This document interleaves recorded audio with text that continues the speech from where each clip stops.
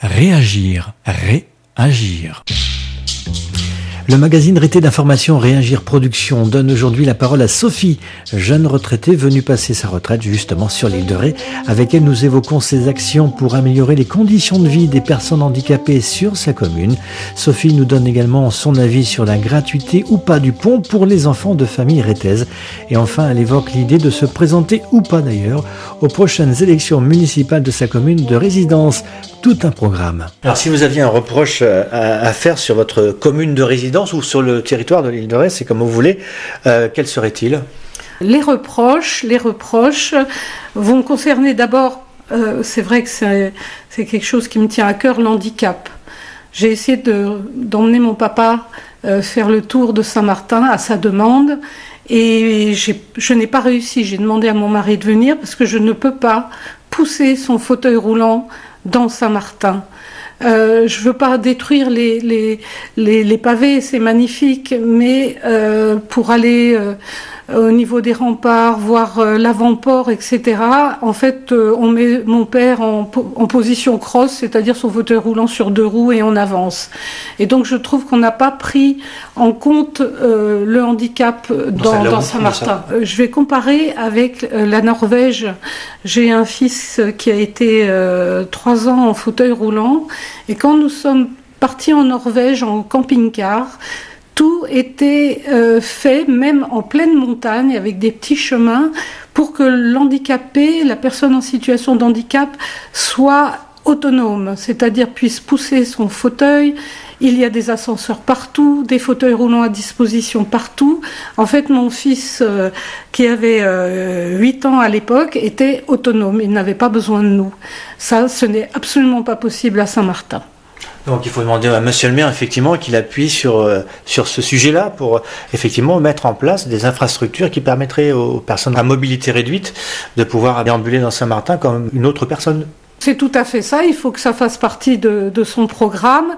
Déjà me faire des places pour les personnes à mobilité réduite qui soient des vraies places, parce que regardez autour de la place de la République, les vraies places, il doit y en avoir 2, mais mettre des places pour les personnes en situation de handicap entre 2 arbres, je vous assure que c'est pas l'idéal. Alors une autre question concernant le passage du pont pour les enfants de familles de Rété.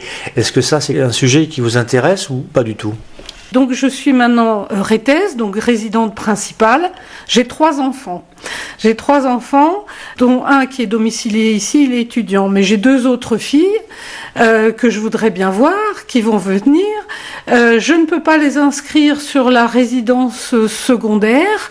Elles vont devoir payer, si elles viennent en été, quand elles ont des vacances, elles vont devoir payer au maximum 16 €. Je n'ai pas de possibilité. Elles peuvent prendre une carte, mais elles sont jeunes, elles vont pas prendre une carte pour je ne sais de combien de passages. Alors je voudrais les voir une fois. J'ai été choquée pendant le confinement, mais même à un autre moment, vous avez un enterrement. Il faut qu'on paye le pont pour aller enterrer son propre père ou grand-père. Je trouve qu'ils ne sont pas souples. C'est tout bête. La dernière fois, ma fille, je lui ai demandé de venir chercher à la gare parce que ma voiture était en panne et j'ai dû payer plein pot le passage du pont alors que j'ai une carte de résidence principale, mais c'était pas la voiture notée, c'était pas la bonne plaque. Alors je trouve que ça donne des situations ridicules et qu'il faudrait réfléchir à un autre système. Vous avez une carte de résident, vous passez, vous êtes fils ou fille, vous pouvez avoir des réductions sans faire tout un tas de papiers et pour beaucoup faire des magouilles pour que les gens rentrent. Est-ce qu'on a vraiment besoin de cette écotaxe ? J'allais dire, c'est le serpent qui se mord la queue. Les touristes, pour qu'ils viennent ici et apportent un financement, il faut qu'ils passent le pont. Alors, 16 € en été, c'est quand même beaucoup dans un budget. Si on veut arrêter d'avoir des bling-bling ou des snobinards, etc., peut-être que pour une famille, il faudrait revoir le prix du pont. J'ai des gens qui ne viennent pas parce qu'il y a le prix du pont. Je fais des ventes sur Internet. Quand je vends quelque chose et quelqu'un est intéressé à La Rochelle, il me dit « Est-ce que vous pouvez me l'emmener ou est-ce que vous pouvez me déduire le prix du pont ?» Donc là, j'ai vendu une table, et j'ai déduit les 8 € que la personne de La Rochelle me demandait pour l'acheter. Ça, je trouve ça aberrant. Peut-être que pour les réfections du pont, je pense que ça ne serait pas une bonne chose, mais un prix toute l'année pour, j'allais dire, les gens qui ont une résidence secondaire, et c'est le cas, ça se fait, mais pour toutes les personnes, que ça soit 2 € ou alors que ça soit gratuit, oui, pour des personnes qui en ont besoin. Vous allez à l'enterrement de votre grand-père, je vois pas pourquoi on doit payer. Vous êtes une personne en situation de handicap et vous voulez rentrer voir vos parents, ou allez vous occuper d'une personne en situation de handicap, et on a eu le cas dans le moment du confinement où pour besoin impérieux il fallait venir. Le pont était gratuit, mais je dis pour ces raisons-là, aller s'occuper d'un proche ou de quelqu'un de malade, devoir encore payer, non, je pense qu'il devrait y avoir des exceptions. La clientèle a changé, mais il est vrai que l'île de Ré et ce pont, c'est une manne financière dont je pense les gouvernants, entre guillemets, ne veulent pas se passer. Pour moi, c'est dommage. J'ai souvenir, quand on a parlé de ce projet de pont sur l'île, il y avait des tags partout contre le pont, etc. Que dans le phare de Ré, on lisait les grandes promesses, mais dans tant d'années, ça sera gratuit pour tout le monde parce qu'on aura remboursé le pont. C'est pas le cas, ou alors il coûte vraiment très très cher ce pont, mais il y a bien longtemps qu'il est rentabilisé.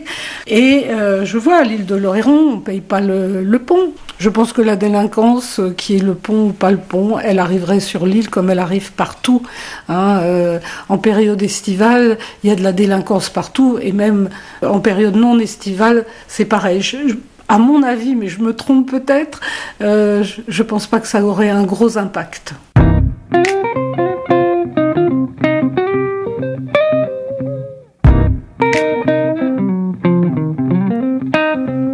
Entretien avec Sophie, jeune retraitée venue s'installer sur l'île de Ré pour y couler des jours heureux, comme on le dit si bien.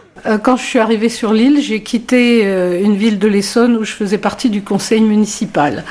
J'ai adoré m'occuper des gens. J'ai été dans 2 postes. J'étais à un poste pour l'handicap, pour adapter la ville à l'handicap, et j'ai adoré ce poste. Et ensuite, je me suis occupée de tout ce qui était fête, manifestation.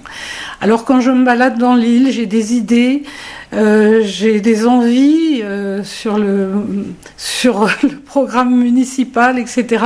Pour le moment, ça reste une idée, mais dans 6 ans, pourquoi pas. Je me laissais encore une année là pour finir d'emménager, d'améliorer le quotidien personnellement. Après, je m'intéresserai peut-être à la ville de Saint-Martin avec les lois, qu'est-ce qu'on peut faire, etc. Comment on pourrait faire un cheminement. Oui, sûrement. Se présenter à l'élection d'une mairie, c'est aussi travailler avec une équipe. J'ai travaillé avec du personnel médical, j'ai travaillé en tant que personnel médical dans un service pénitentiaire, et j'aime les gens, quels qu'ils soient. Je souris toujours, je sais pas dire comment ça va, je dis comment ça va bien. Donc je pense que quand on fait partie d'une équipe, et une équipe municipale, tout le monde devrait avoir cette attitude d'aller vers les gens. Je suis une communicante, alors oui, ça me plairait bien. Réagir.